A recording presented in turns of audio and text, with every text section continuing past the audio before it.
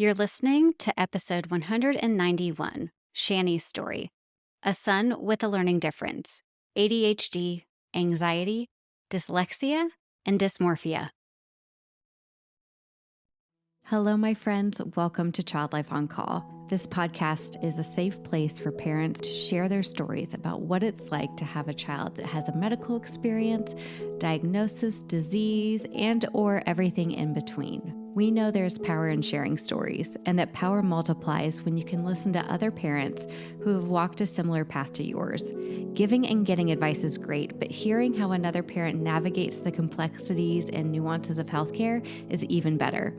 As a child life specialist, my role is to support, validate, and provide emotionally safe spaces for kids and their families, and I am so honored to be on this journey with you. In addition to parent stories, we sprinkle in some expert episodes every now and again that have content for both parents and professionals in the field of healthcare, all with the mission to empower parents to be confident advocates and partners with the care team during healthcare experiences. We're so glad you're here.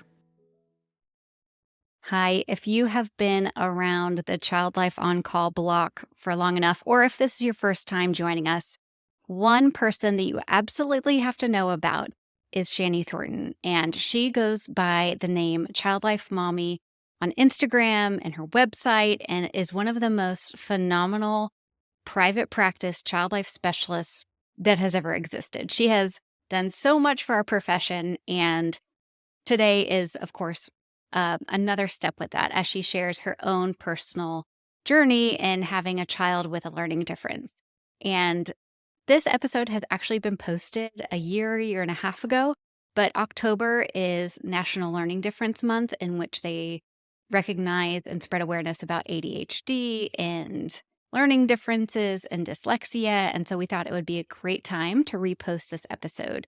Shani, as always, we are so grateful for exactly who you are. And if you are showing up to this podcast for the first time, welcome. I am Katie. I am a certified child life specialist. And our mission here is sharing parent stories so that other parents feel less alone in their journeys with their kids. So grateful that you're here. And let's go ahead and get started with talking to Shani. I'm so excited to have Shani here because she is a repeat interview for Child Life on Call. She's such a wealth of information. She's very known, very popular, celebrity status in the child life world. So whenever she comes in to give us some insight, we just want to eat it all up. But I'll go ahead and let her introduce herself and talk about why we are chatting today. So go for it, Shani. Wow, you just really throw that red carpet out for me. How funny. I do not feel like a celebrity. I just feel like another mom, another child life specialist, just another person on the planet. But thank you for having me again. It is really exciting. I always adore you. So I am Shani Thornton. I am a child life specialist of almost 14 years, and I'm also a parent of two kids. So I've got a 12-year-old named Gavin, and I have an 8.5-year-old named Blake. We lived in New York City with my husband there I was there for 13 years with him, went to graduate school for child life. And when he retired from the NYPD, 20 years, we relocated back here to my hometown in Northern California. So we're in a tiny little rural community right outside of Sacramento called Loomis.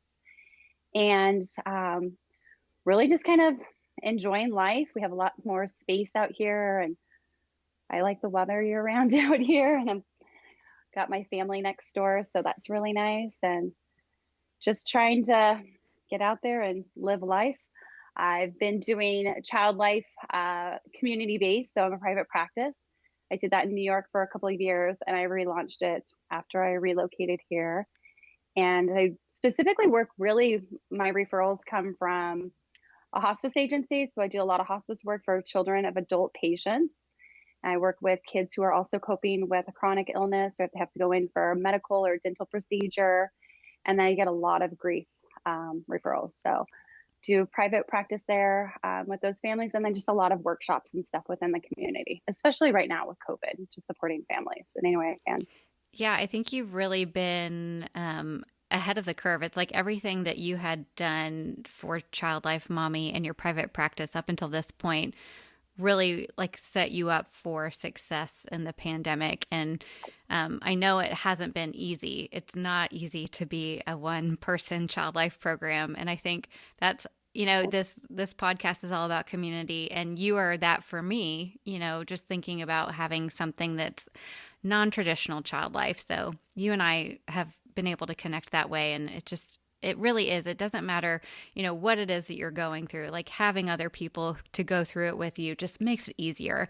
Like you and we can talk about child life, or we can talk about our kids, or we can talk about pay, we can talk about whatever it is. Yeah. And just having that is really great. And so we were chatting about schools, right? And so I have a kindergartner that started kindergarten this year, and we kept him home, and then he was able to go back toward the end of last semester. And I know that's a different option than you guys have had.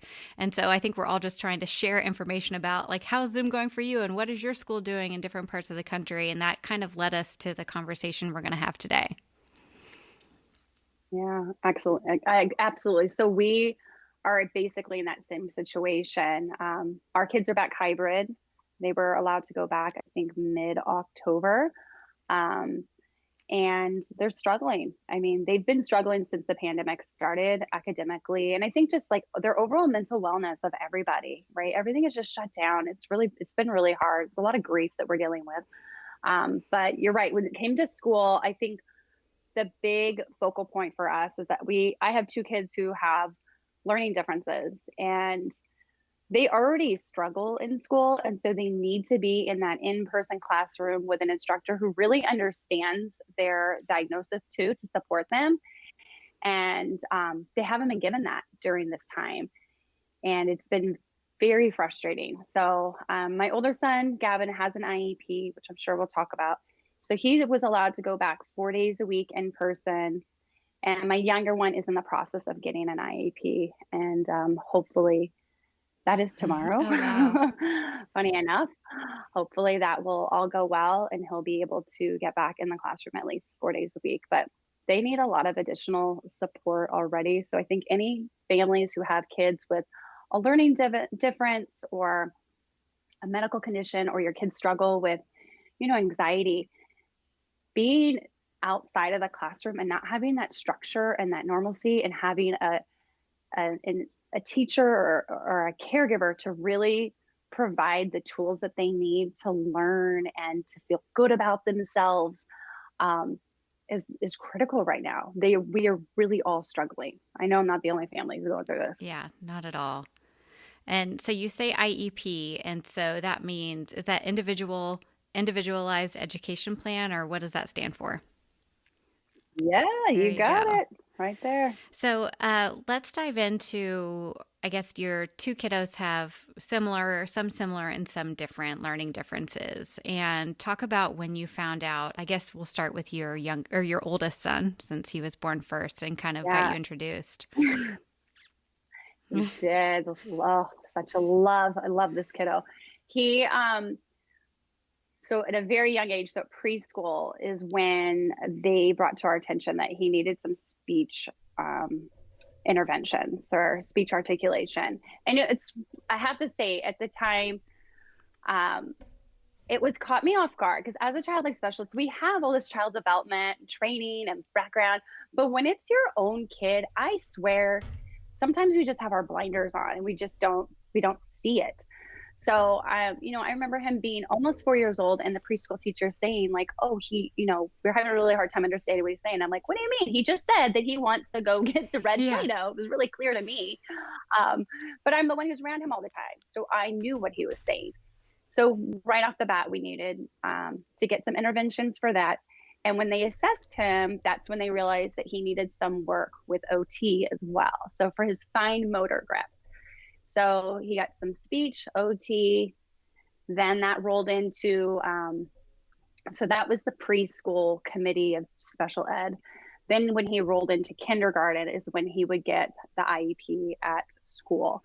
And they kind of reevaluate him, and he continued to get speech and OT and in kindergarten. But in kindergarten is when, even prior to kindergarten, I'd say pre-K or TK in some places, is when the teacher said, he's really struggling with reading and just breaking down his phonics and rhyming. And I'd say, okay. And we would just continue reading at home. And I was having him even work with that teacher for pre-K going into kindergarten with reading.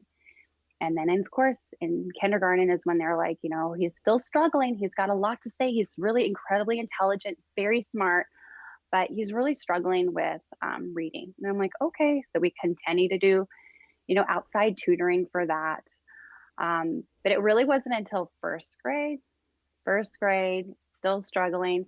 But I remember the curriculum in January kind of switched over from like the teacher really doing a lot of work with with the students and helping them to then in January moving forward, it was really independent work. And he really struggled. It was more of his attention and focus that she say, um, he's gonna be a mayor or some sort of he's just really interested in what other kids are doing, and he's incredibly smart and bright, but I'll ask him to go do a task and he'll sit down and he just gets distracted and he forgets. And for me at the time, we were in New York and I was already struggling with how the school system was because there was really no play. There was no recess. Recess was, I remember it was scheduled one day a week for like 30 minutes. And I'm like, are you kidding me? This is like basic child development. They need to be outside every day. They need to have these breaks. So I kind of blamed it a little bit towards that. And I'm like, do you think that's what it is? And she was like, no, I think it might be something else. So we kind of were watching it, but at that same time in first grade, we were hit with a lot of losses in our own personal lives. We had like within, I think 8 months, we had 4 deaths. Wow. So the amount of trauma that the family was coping with, and with him, he just started having a lot of anxiety. So we went ahead and got additional support for him. And the psychologist was amazing. I did all of my research as a child life specialist and as a parent to make sure that I found somebody who was really knowledgeable, who understood how to incorporate play, also CBT, cognitive behavioral therapy, also working with the parents and giving us the tools, working with the schools. And that's where she also, they kind of diagnosed them at that time as ADHD and also with anxiety. And those go really hand in hand. So ADHD, anxiety, OCD, those are all kind of like swirl in the same type of areas. And he definitely does not have the hyperactivity part of ADHD. So his is really attention, focus, and impulsive. So ADHD is really kind of defined in those 3 areas. It's like attention, focus, hyperactivity, and impulsivity.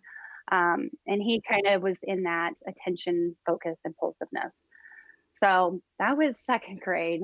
And we roll into third grade. That was after we relocated to California. So we already knew prepping into this, there was going to be some anxiety, lots of change.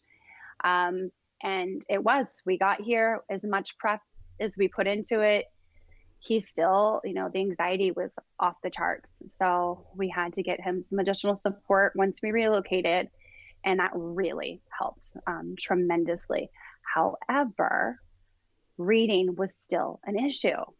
And, oftentimes people will say, well, sometimes if they're just so anxious or there's a trauma or they're coping with, other mental wellness issues, that can block like the learning and the reading part. And I'm like, I don't know. I just feel like in my gut, there's something else. And I remember there was a week that we were here. It was in the fall, and we were going to take a family trip to Disneyland. And so what you can do is you can actually out here, you can do, and it's called independent study, where you basically take your kids out for extended period of time. They have to complete all their schoolwork, but then it's almost like an excused absence. So we did that. And I was his third grade teacher, right, for that week. And I knew after like an hour of sitting there with him, I'm like, oh my goodness, we are there is some major deficits we are missing here on reading. And he would just, it was so overwhelming for him. So I really pushed hard for the school to reassess him again. And when you have an IEP, they do an IEP review every year, and then they do something called a triennial. So every 3 years, they'll do like a full screening again, where it's psychoeducation, sometimes OT, speech, all of that can kind of get involved. It's a much bigger meeting. And there was some pushback from the school because he wasn't due for his triennial. It wasn't due until the following year. And I said, I'm telling you, this kiddo needs to be assessed. There's something we are missing. So that's what we did. And at that time, we did additional outside tutoring for him. He was going to one of those like learning centers for 6 hours a week, extensive tutoring, not on anything to do with schoolwork. It was just on reading. And I mean, all this stuff too is really costly, right, for families. And it's really stressful, and just seeing like, he's in school already for 6 hours, and he goes to tutoring for additional 6 hours a week. Plus you're trying to, squeeze in like rec stuff for them, like baseball or something that they're interested in. And so it's not such a focus on these struggles of school. But we did that on top of asking for the triennial. But I have to tell you, when we did the triennial, the report basically came back saying that yes, he was very low in below average in a lot of language and areas where they would find, reading and writing and spelling and decoding and all of that. However, they were just going with it's ADHD. And they said to me in the very beginning of the meeting, he needs to be medicated. He was 8.5 years old, and they said he needs to be medicated for ADHD. And I just looked at them and I said, wow. I was like, thanks for that information. I would have to speak to his pediatrician, who's a doctor, because you're a special ed instructor. And then I came back with, you also know that he's struggling with anxiety. And so if we give him a stimulant for ADHD, that's going to heighten his anxiety. And he came back with, well, then you just give him a medication for the anxiety. And I'm like, wow, he's not getting this full picture. And I said, okay. We continue to go through the report. And I remember explaining to them, I'm looking at these numbers and you're telling me that my child just has ADHD. However, it makes no sense to me that everything that has to do with the language part, he's below average, or he's right. They'll call the average range, and it's a huge range, right? But he'll be on the very, very bottom of average. I'm like, it doesn't make sense. And I said, plus in like math, he's got these strong skills. So why wouldn't ADHD affect that too then? Like any of that attention and focus? And they just stuck with it. And I remember clearly in the meeting saying, do you think he has dyslexia? And they'd say, no. Do you think he has dysgraphia? No. Do you think maybe there's an auditory processing? No. And so they left the meeting at that. And I was just really frustrated. So we continued our journey and we did some additional outside testing for him. And sure enough, they looked at what the school had done. And they said, even on those reports, they're like, it can show right here that he has dyslexia. So they did additional screening. They showed that he has dyslexia and dysgraphia. Dysgraphia is the written component of dyslexia.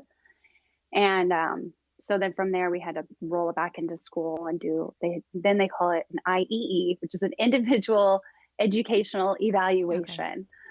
Okay. And that was rolling into fourth grade is when we started interventions for dyslexia and dysgraphia and trying to get the right accommodations for him in person in school. We'll be right back. One of the things I am asked the most often as a child life specialist, not only by the patients and families that I've worked with, but by my friends, is how can you support and prepare your child for a shot? And as a parent myself, I know sometimes it's so hard to even concentrate on what the doctor is saying because I'm so nervous about my child having to get a shot. And yes, that's even coming from a child life specialist. Thankfully, I can rely on what I know about child development, family-centered care, and trauma-informed care to pull on medical stressors that could come up for my child, and I know how to support them through it. And now we want to give parents those same tools that child life specialists use. And that's why I'm so excited to share with you our new course that's made just for parents. We have worked with instructional designers who are experts in making courses online. We want to put you, the parent, in the driver's seat of these appointments. What we do is we go by age group and tell you exactly what the stressors could be for your child and what the interventions are that a child life specialist would use to help your child through having to get some sort of poke. If you're a parent who wants to walk into your child's medical appointment and instead of feeling overwhelmed with anxiety, you want to feel empowered and know how to prepare and support your child and how to advocate for them, then this is the course for you. This course will only be available for 4 weeks, so go make sure you pre-enroll for the course this fall. Go to childlifeoncall.com/mychildneedsashot. That's childlifeoncall.com/mychildneedsashot. So what did it, I'm just thinking about, you're so well-versed in this topic and have the resources to be able to look up information. What else did you do to kind of you followed your gut instinct, but I guess who did you turn to when you were trying to figure this out? It feels like if the school isn't on your side, not that they're not on your side, but the school wasn't hearing you. So who did you turn to kind of find out these extra programs that you could get them tested for? Yeah, no, it's a great question. I think, you look at it like even if your kiddo's got a medical diagnosis, right? You have to kind of find your tribe and your army of supporters. And it's the same way with a learning difference, the same thing. It's like a weird parallel that I've been going through. And I felt comfortable talking to some family members about it. And then I also just found friends. So honestly, the one who introduced me to the school that tested him and confirmed the dyslexia was also a new family that started. And she said that her son had dyslexia. And I said, I have been researching this for years because I brought it up to the teachers in first grade, second grade, third grade. Do you think he's got dyslexia? Yeah. And she said, no, there is additional testing for that. And I'm like, oh my gosh. So she was kind of my supporter. And that's when I kind of just found, Facebook groups on this stuff, other parents who are also going through similar things. You start to find those connections, and then just researching. That's when I just dove in to try to gather as much education, because we know education is empowerment. Right. I can't go into the school and advocate something if I don't really understand it. And it's not overnight. This has been several years of trying to kind of figure it out. But it's also that grief process, right? Yeah. I think that's a part that we go through when our kids might have a medical diagnosis. And it's the same for, I think, a learning difference of you imagine your kiddo being successful and not having any troubles with school, but this is a lifelong journey for him. And so there's some grief on there of is he going to be okay? Is he going to be bullied? Is he going to be able to get into college? Is he going to be able to do everything he wants to do? So there's that personal thing as parents that I was, I know I was struggling with. I'm sure my husband was as well. Yeah, it's so interesting. And it sounds like, kind of like you said, finding your tribe makes a lot of sense because when your child is going to school, it's not a choice, right? They have to go. They have to meet these specific requirements. They have to, if to pass on to the next grade level. How did you balance getting him through, especially those first 4 years in school without having, the diagnosis and the interventions in place. How did you balance getting schoolwork done, but also making it somewhat of a pleasurable experience? I don't know how else to put it. Like he got through It it. was So you never must have, pleasurable. you did something right. And so I Oh, want you to tell us what it was. oh God. It was never, I mean, he hated the schoolwork. He loved going to school for the social part Yeah. of it. He loved it, and he loves learning. He's incredibly intelligent. Um, he just, when it comes to reading and writing, was hard. I felt like in second grade, he had amazing teachers in second grade. He was in both like a special ed and a general ed class, and it was perfect for Yeah. him. So he had a lot of great support. Um, but no, it was tough. It was Yeah. torture, and Yeah. there was a lot of parenting. There was a lot of struggles and fights and tears, and sometimes of just like, this isn't worth him trying to do his spelling words for an hour and a half. Yeah. Like, It's it's not not. worth it. We're not go. It's not working. We're just going to be done Yeah. now. So there's that part too. It's like knowing when to stop, when to push, and yeah, it's going to Yeah, change. yeah, Um, how absolutely. did you explain to him, I guess, once he was finally diagnosed with this learning difference, ADHD, anxiety, dyslexia, dysgraphia, how did you explain those in terms that he could understand? Well, it's funny because the percentage of ADHD who have dyslexia is incredibly high. It's I think I want to say something like 70%. Don't quote me on that, but it's definitely high. It's a high number. At first when we got the diagnosis, I was actually like, "Oh my gosh, how are we going to do this?" And my husband and I are like, I don't know. And I'm like, okay, I'm going to go back to child. I'm putting my child life hat on here. And I'm going to remind myself that education is empowerment. We are going to empower him with this because I think he's going to be relieved, actually, knowing that there's a name for Right. it and that there's nothing wrong with him. Like now we know, oh my gosh, do you know that there's an intervention that we can use that's going to get you to read where you're at, where you need to be at, where you need to be at. And we basically explain ADHD as like you got a busy mind, you got a busy active mind and a body. So I also talk about like his frontal lobe, and I'll talk about like his executive functioning in the front part of his brain, and say, sometimes I'll say, when we pour macaroni and cheese in the little colander, is Yeah. that what it's called? Yeah. Colander, right? Right. And you're sifting it through. I said, and all that water drains out, but we keep the noodles. And he's like, yeah. I go, basically, the front part of your brain sometimes doesn't have that. And all of the noodles in the water will just come out. And that's kind of like what happens like with ADHD when you want to just say something or do something, it just comes Right. out and you don't filter it. And it could be an excitement that you want to add to a conversation, or it could be like an intense reaction that you have to something. And that's sometimes why you just like will shout out, and it might not be the most appropriate thing to say or to do. So we have to work on kind of strengthening that Right. skill so that that doesn't happen. And it really brings the awareness to him first. Um, so that was ADHD. And then anxiety, we just talk about it, is like, it's the worry.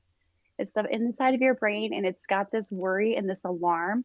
And it's really healthy to have. Like we need to have that, right? To keep us safe.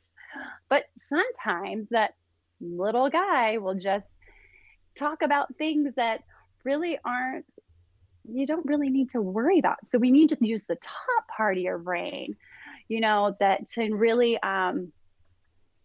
think about it. We need the thinking side to kick in. We need to logically think about some of these worries. Like you're scared of, say, killer bees. Okay, so let's think about it. It's like, how many times have you seen a killer bee? And then just make him like problem solve there. How many how many killer bees, what's the number of killer bees that have actually killed somebody? Like I Right. make him like problem solve through it. And then he realizes like logically that doesn't make any sense. So not so worried about it. That's great. Dyslexia, it you know, you kind of get creative, right? Dyslexia, okay, so I had to say that when they told us that he has dyslexia and dysgraphia, they said it runs really strong in the family, along with ADHD. And I knew the ADHD came from my side of the family, but the dyslexia, I'm like, really? And they're like, does anybody have it in the family? And I'm like, no, I don't think so. And I just start thinking about it. And as I'm learning more about what it is, I'm like, oh my gosh. Ding, ding, Yeah. ding. He gets it from his mother. I have it 100%. And it was my reflection of like how I struggled with reading and writing my entire life. I still Yeah. do. I cannot pronounce a lot of words. I sometimes have word retrieval issues. I have to edit just a simple email with 3 sentences on it. Sometimes it takes me 10 minutes to do Right. it. Um, but that's because it manifests in you in a different way. And I know I have it. So that also kind of normalized it for him to teach him that I have it too. So there's nothing to be, it's okay, nothing to be ashamed of. But basically, we just explain it that your brain, or people who have dyslexia, like their brains just learn to read and write and spell Hmm. differently. Like you're just as smart and bright, has nothing to do with Right. intelligence. I often will teach about it. I'll say, when we go to the baseball field, we take this one path to get there. And a lot of people will take that main road to get there. However, if we've got dyslexia, we might take another route. Right. We might just kind of go over the hill and through the neighborhood to get there, but we can still get there. We're just going to take a different path. That is what dyslexia is. You're taking a different path to learn to read and write. That's it. You and your analogies, these are pure gold. I I know, hope right? that people are writing these down. And writing is just dysgraphia is just the writing component of it. Yeah. It's just getting the information from your brain and down on paper. Sometimes it just takes a little bit longer, and we just need more time, or we might misspell things, and there's nothing wrong with it. I think normalizing it and bringing in a lot of Yeah. humor helps a lot. It's sparking something for me. I have had anxiety my whole life, and I was very fearful of planes back in the day, very fearful. And I don't know if it was my mom or someone, or I read it or looked it up, but I read that more people are killed annually by donkeys than by planes. And like that level of like, you know what? That's just not a lot. Like, I don't know a lot of people around donkeys who have donkeys. And so it's so true. It's like, it's also kind of humorous, right? It's like literally breaking it down, figuring it Oh, out. that is so funny. And I love your The analogy about donkey, taking a different road. Gosh, we can apply that to like so many different things. I everything, love it. right? I know. Yeah, well, that's how we explained it. So I have you just for about 10 more minutes. And would you talk to us about how taking all of the interventions that you've learned with your boys and what you have done in the era of hybrid school and online learning, and any get takeaways or giveaways for parents who are going through the same Oh, thing? this has been a hard, hard path. I think making sure they have the right accommodations is key, and having that open dialogue and that communication with the teachers and the school, and if they have resource time, um, if they're getting outside support with a tutor, the communication has to be there, and teaching them how to advocate for themselves. That's been key. My younger one, Blake, also has dyslexia and dysgraphia, and he has struggled the most with distance learning. He essentially shut down last March when we went into like lockdown at home, and distance learning. He was like, "Oh nope, brain stopped working." Mm-hmm. Like, was like, "I am not doing this." He is a sensory kiddo, and he needs to be in structured environments. So taking him from the classroom to home to try to teach has not been pleasant. For him, his self-esteem and confidence went right down the tubes, and he just felt like all of his peers were fine and they're doing great, and they are feeling successful in reading and writing and multiplication, and he feels the complete opposite. And because he's not in a classroom with them, he couldn't see that they're also struggling. Yeah. So I think our big push for him was making sure that we could build his confidence as much as we could without having so much pressure on academics. So I was more focused on like, soccer and like riding your scooter and making really good choices and feeling proud of yourself and all of that stuff to kind of fill his cup. And it helped. We were seeing it kind of go up. He also started receiving OT outside of school. And that was really helping. So she just kind of focused on building his confidence and, doing like motor planning and fine motor grip stuff. And he was starting to feel like, okay, I can get stronger. I can work through this. This is hard, but I can do it. And he started feeling more, that intrinsic type of motivation. So, but it's been a tough year. It really has. I really appreciate you because you're not saying, "Oh, we just pushed through and we got it done," because that's not happening, right? And I think for other parents to hear that that's okay if they haven't pushed through and just got it done, because that's not a successful outcome, right? That's just hurting things along the way, making harder experiences harder, and focusing on the things that they are good at, even if that's outside of school. I mean, we're developing humans here. We're not developing multiplication mathematicians, And maybe we are later down the road, but just the real focus on like, this is a pandemic. It's okay to not be successful at everything academically. It's okay to have a hard time getting through it and be good at something else for right now. Yeah. Well, you really have to find that balance, because especially right now with kids who don't even have a learning difference, I know they're struggling. Everyone is struggling. So you have to fill that cup of self-confidence and, healthy outlets of expression. And parents have to practice that too. Like, we do have to be good about self-care.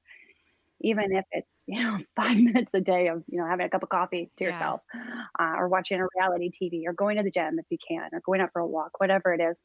Because if we don't fill our own cup, we're fried. Everyone's pandemic fatigued, and that makes it really tough. But I think accommodations for kids within a classroom setting, or if you're doing distance learning, needs to happen. So we do a lot of voice to text for the kids. I read out loud all of the books and stuff to Blake. Gavin uses audiobooks. And we found outside instruction for them for a learning program for kids with dyslexia. So that goes under like an Orton Gillingham program. And it's somebody who provides explicit, systematic, evidence-based curriculum and a multisensory approach to kids who have dyslexia. And that's the only way that they're going to learn to read. And our school doesn't offer it. So, we say, we'll get the outside stuff. They're going to help them on this area. You help them on this area. But please don't try to do any interventions with reading with them at school, because it's not helping. That's not the way their brains learn. So you need to back off from that. Let us do that over here, since you're not providing it. I prefer if they could do it in school. That would be amazing, but it's not an option. Well, Shani, what would you say to a parent who is maybe just, I think your little experience with before your family trip and getting to see what is my kiddo doing in school. We're all kind of getting that right now. We're all being able to see how do our kids actually function in school. For parents who are suspecting that their child may have a learning difference, where would you tell them to start? I go with your gut. This is truly the best time to find out if, wow, my kid is really, there's something else going on. Um, a lot of schools do not assess kids for dyslexia, and it's 1 out of 5 children. 1 out of 5 kids. That is a big Yeah. number that have it. And oftentimes they kind of just get lumped into like they'll catch up, or they just need some more time. The problem is they don't need more time. What they need is the appropriate intervention for that. So if you suspect it, if it runs in your family, learn about it, read about it, and advocate to get your child assessed. You can have them assessed at school. However, the schools will not diagnose for dyslexia. So you need to go outside.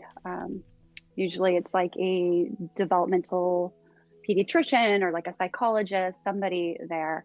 But I would just start that ball rolling and start the assessment too with getting an IEP at school, because it's a lengthy process. It's not overnight. It takes, they have months to do this, and it takes some time. And the problem is we don't have a lot of time with kids with dyslexia. You need to start the intervention as early as you can, so you can balance that confidence and the self-esteem for them, because school is going to get harder. Mm-hmm. And if they're already behind, they're going to continue to fall behind. So you need to balance their confidence with giving them the appropriate intervention and making sure everybody's on the same team. That's going to help them feel successful in school and outside of school. Absolutely. It's like there should be zero shame around learning differences. I think about, like, if you have a bacterial infection, rest and sleeping and a lot of fluids is not going to take away the bacterial infection, right? So you go to the doctor and you get the medication you need. If you have dyslexia, you have ADHD, you have dysgraphia, you have to go get those interventions, which would be like the medication, right? And to get it taken care of and be able to get through it. So I think that's great advice. I love that. They don't need more time. They need the right interventions. And I think that's a big message to send. So I'm so glad that you were able to share your family story with us. Oh, thank you so much. I appreciate it. It's been a journey, but I will say, being a child life specialist, it is very odd being on this route. It's like really parallel. You're like, wow, I've helped families cope with the medical journey. I'm coping with the learning difference journey, and it's so similar. It really is similar. But it's weird being on the mom side of it, and you got to advocate. And that's all I can say. I just keep advocating. Teach your kids to advocate. Thank you so much, Shani, for joining us. Thank you all so much for listening to Child Life on Call. If you head to our website, childlifeoncall.com, you're going to find all sorts of stuff there for parents, professionals, healthcare providers, child life specialists, no matter who you are. Actually, when you just go to our homepage, it'll help you direct to exactly where you need to go. On that, you'll find opportunities and PDUs for child life specialists, parents. We've got a starter kit for you.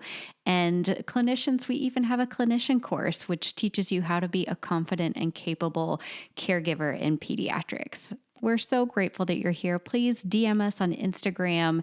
And like I mentioned, when you rate and review this podcast, it helps other families be able to find us. So let's keep doing that. And I will see you again here next week.